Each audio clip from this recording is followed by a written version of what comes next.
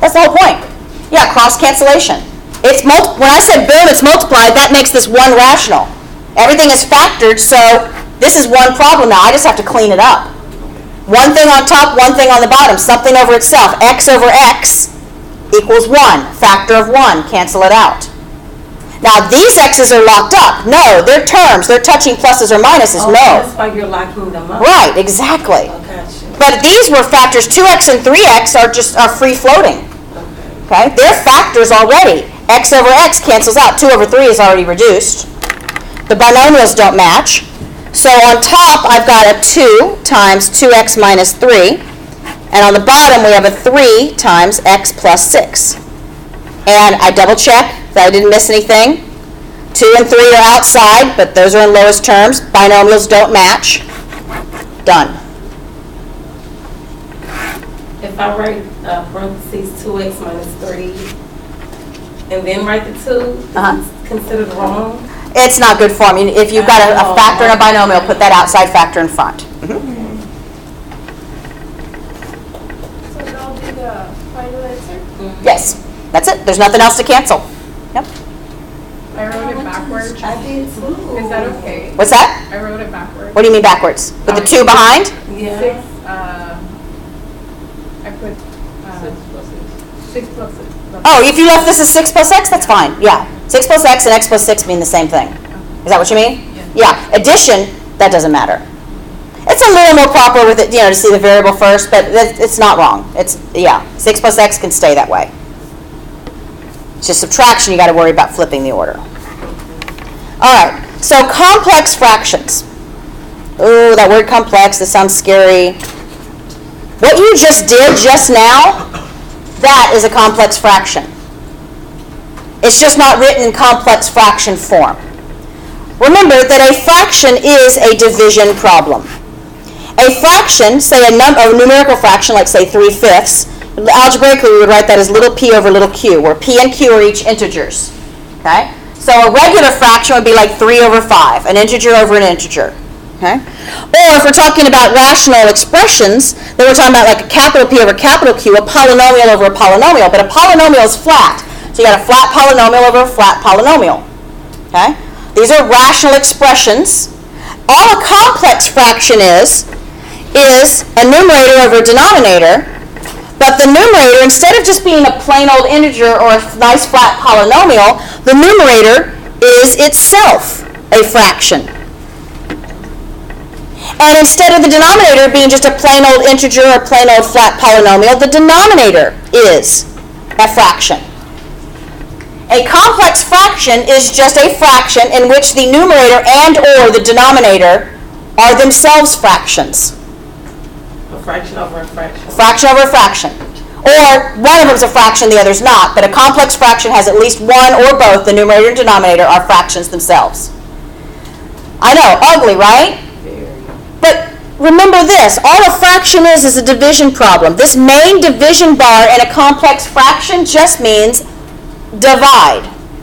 What this means is your numerator, a over b, divided by your denominator. And you know how to deal with that. Right. Flip. And if it's polynomials, factor, and then simplify.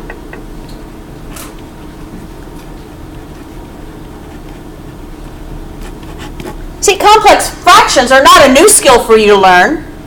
They're the skills we've just been using. In fact, this problem itself that we just did. Complex fractions is just a different way to write the division problem. Huh? So for example, if you had 2x over 27y squared over 6x squared over 9.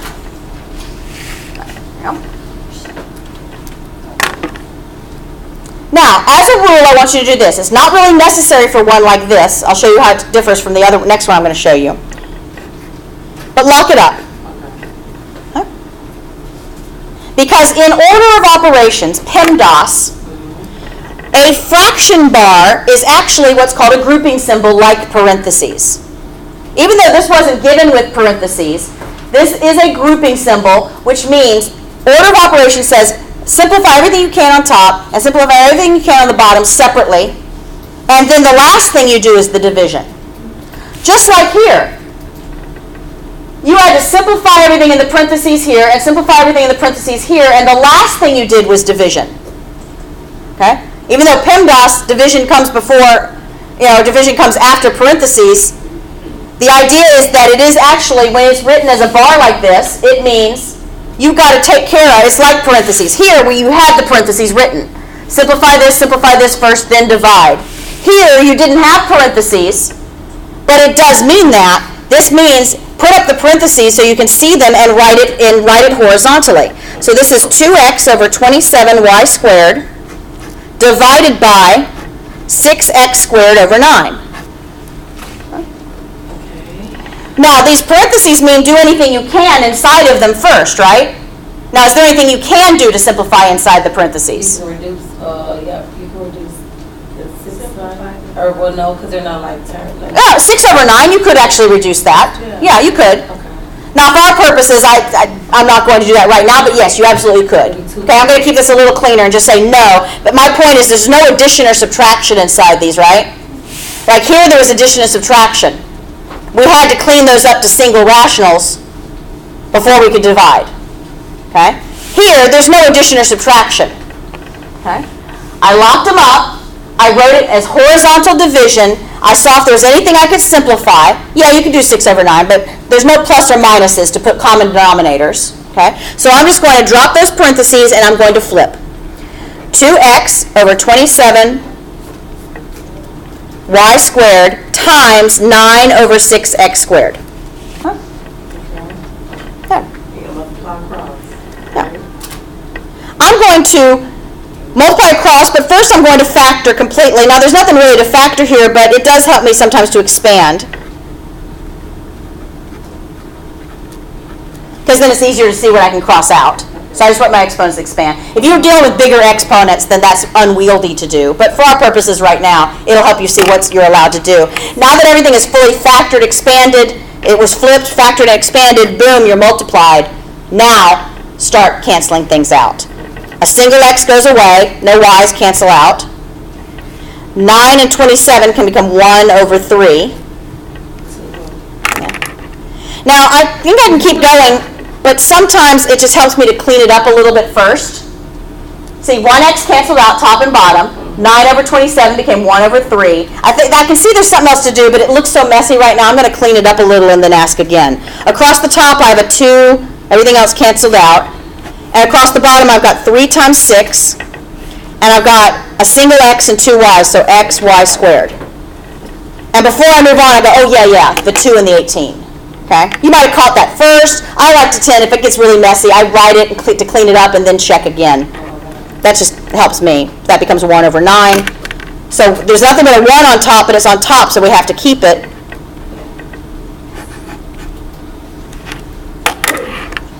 That's not too bad. The complex fraction is just a new way to write division. But our same order of operation rules still apply. Our same rules for dealing with rationals apply. If you see a complex fraction, lock up the top and the bottom, write it as horizontal division, clean up anything you have to in the parentheses if possible. If there's no plus or minus, you don't really need the parentheses. The one we're going to show you from now on, you do. But then you've got division. So then you flip, factor, and simplify, just like we've been doing before. One question. The 6 over 9, why didn't you prefer us to go ahead and Oh, you can. It just kind of makes it messier at the beginning. Okay. The principle I was showing is that there's no addition or subtraction to clean up. Okay. Now contrast this to this. If I've got 2 over x squared plus 1 over x is my numerator, over 4 over x squared minus 1 over x is my denominator. Now notice in this case, as opposed to this one, I have got plus and minus in my numerator and denominator. Yes, ma'am. Parentheses aren't really required here, but I did them so I can show you just be consistent. Okay? It's better over parenthesis than under parenthesis. But still, this is a division problem. Here is my division bar. I am doing this, which I have to clean up first, and then divided by this, which I have to clean up. And once I clean this up and clean this up, then I'm just going to divide them. Okay? but write it horizontally to take it out of this big stacked up mess. This 2 over x squared plus 1 over x divided by 4 over x squared. I'm still using the division symbol. I haven't flipped anything. I'm just writing it horizontally. Minus 1 over x. Okay. See, nothing was flipped. I just wrote my division horizontally. Locked up my numerator and denominator separately, and now I deal with, this turns right back to the one we had done before. Okay? Clean it up separately. Once they're cleaned up, flip, factor, and cancel. Okay, I have a quick question. On the problem we just did. Okay. Where did you get 2 over 18? Because across the top, I did cancel out the 9 and the 27 to 1 over 3. But So why you canceled out the 2 and the 6? Well, I could have. That's what I'm saying. I like to kind of, sometimes when it gets messy like that, I like to clean it up a little bit first and then see if I still have something else to do. Okay. You absolutely could have gone ahead before this and just done 2 and 6 to make that 1 over 3. Then you'd have 1 on top and 3 times 3, 9 on the bottom. Because that's how I Yeah, that's fine. Did you get to the same answer? Yeah. That's fine. Okay. I just sometimes, when it gets a little messy, I like to clean it up and then recheck. Okay, if you set it all at first and that mess doesn't bother you. But if I keep doing that process, still like 1 on top, 1 on bottom. Do you recommend me doing it like that? I recommend in practicing homework that you pay attention to where you make your careless mistakes and then adjust for you. Okay. If what you just did works differently, and you get to the same answer. Because that's extra steps. Yeah, exactly. Yeah, this helps my brain. Your brain's different than my brain. Everybody's brain is different. You have different quirks, different careless mistakes. In homework, find what works for you. If you're getting to the same answer, but if you have a little different organizational technique, but you get to the same answer, good. Yeah, I'm not gonna be. Yeah, I'm not judging on that. Yeah. I'm just giving suggestions based on my experience and experience of the students I've had. Your experience may vary. Yeah. Does that answer your question? Does that make you feel better? I was just confused as to okay. Yeah, you can absolutely do it all at once. Okay. If you're good. My brain loses track when it starts getting all the scratch outs. If you can see that and you get to the same answer, awesome. No problem. On the next problem, I went ahead and started with 2 plus 1, and then I multiplied. I'm going to change it to multiplication, then I'm going to flip. But I also wrote my exponents in expanded form because it's helping, I guess. Yeah, that's fine. Okay. Yeah, this x squared is x times x, right? I'm just trying to see. All right. Oh, God. So, right? Yes, but I forgot to do the top. Well, that's key. We got x times x here and an x here. Our LCD is x squared. This one already matches, but we have to multiply those to make those match. So here, we have our LCD of x squared. Boom. That's good. We created it. Okay. We found it. We found what it should be. We made them both match, and there it is. And now we just combine what's on top. 2 plus 2 plus x. Not 2 times x. 2 plus x. Still division. We're not flipping anything yet. We just wrote it horizontally, and we're cleaning up. And this, our LCD is also x squared. 4 minus x. Not 4x. 4 minus x. We're good so far? Yes, ma'am. Everybody? All right. Now, lock it up. Flip. Not 2x. Exactly what I just said. Lock things up and change to multiplication. So 2 plus x over x squared times x squared over 4 minus x. Okay? Flip, factor, and simplify. Is there anything to factor? Yeah. I mean, I could factor a -1 out of that, but it doesn't have an opposite, so there's no reason to. Yeah, I'd only want to factor a -1 out of that if it was going to allow me to cancel something out. If this was x minus 4, then I'd want to factor out of the -1. I'd pull out the negative and cancel out the opposites. But it doesn't have a partner, so yeah, I just leave it like that. There's nothing to factor, so boom, I multiplied. Cancel. Yeah, x squareds, cross cancel. So 2 plus x over 4 minus x. is also proper to write it like this, x plus 2 over 4 minus x. If I write it like that, is it wrong? Nope, they're mathematically the same. And another way to write it would be x plus 2, or 2 plus x, over x minus 4. I can change 4 minus x to x minus 4 as long as I do what? Oh, okay. I can change it to its opposite as long as I pulled out the negative. All three of these are equivalent. Okay. So in the 2 minutes I've left, I just want to show you one other little variation so you can attack these in homework as much as possible. Because this is one in particular that confuses people. Okay? Okay. So 2 plus 1 over x over 4x minus 1 over x.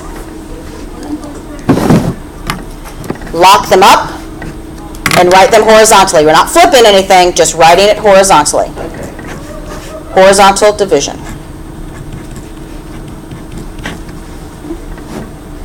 Now, in this case, you've got, rational addition here, but one of these things isn't rational. What's my LCD? X, right. If you've got something that's not rational, just make it rational by putting it over 1. Wow. Oh. Now because you're just putting it in fraction form, you didn't change the value. So you want to keep everything balanced. Yeah. Basically. If you're doing fraction, addition, or subtraction, make sure everything looks like a fraction. If you've got a whole number, just put it over 1, and then it's in fraction form. You didn't change the value, but now you can see your denominators are 1 and x. What's your LCD? X. Yeah. So make that. And here, so x is on the bottom, and on top you have 2x plus 1 divided by x is on the bottom, and you have what? 4x squared minus 1. Flip.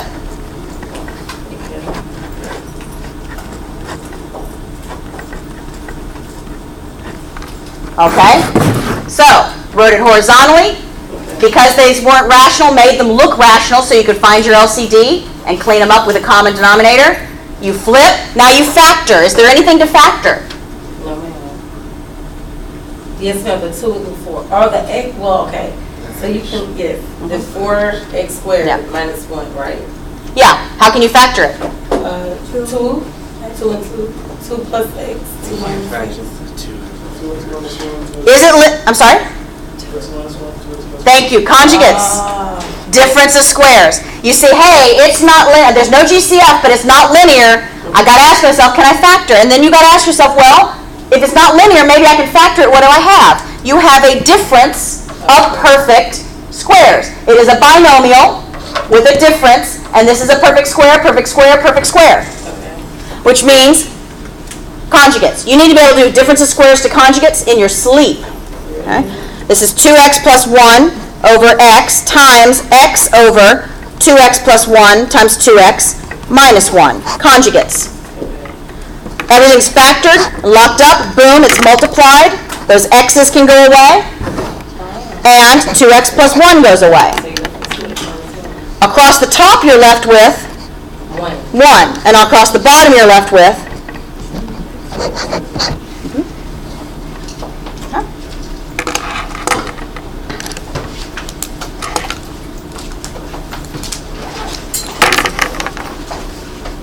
All right, I will be down in the lab in about 10 minutes for anyone who's staying.